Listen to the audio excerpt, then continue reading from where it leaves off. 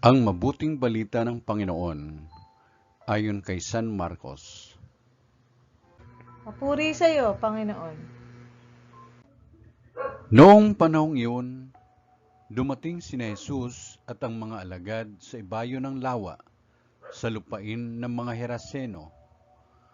Pagkababa ni Jesus sa bangka, siya'y sinalubong ng isang lalaking galing sa libingan.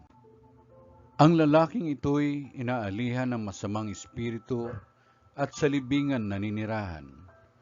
Hindi siya maigapos ng matagal, kahit tanikala ang gamitin. Malimit siyang ipangaw at gapusin ng tanikala, ngunit pinaglalagot-lagot niya ito at pinagbabali-bali ang pangaw. Talagang walang makasupil sa kanya.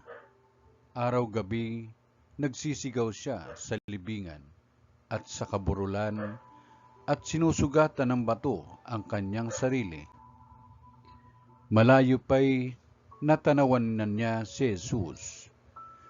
Siya'y patakbong lumapit at nagpatira pa sa harapan niya at sumigaw ng malakas, "Jesus, anak ng kataas-taasang Diyos, ano ang pakialam mo sa akin?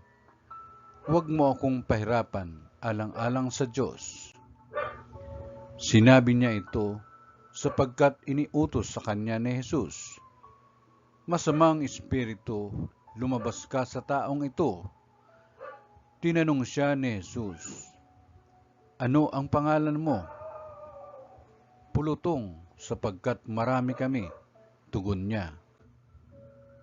At mahigpit nilang ipinakiusap kay Jesus na huwag silang palayasin sa lupaing iyon.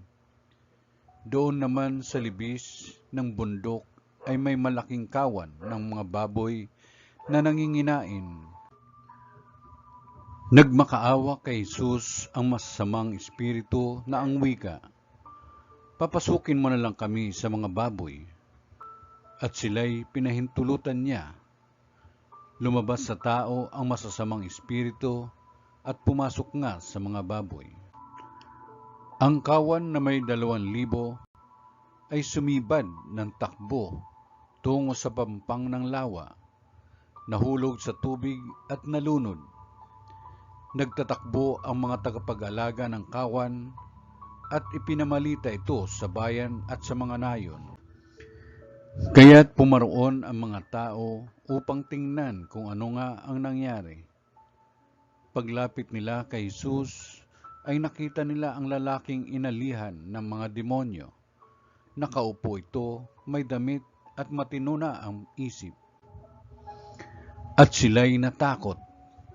Isinalaysay sa kanila ng mga nakakita ang nangyari sa inalihan ng mga demonyo at ang sinapit ng mga baboy.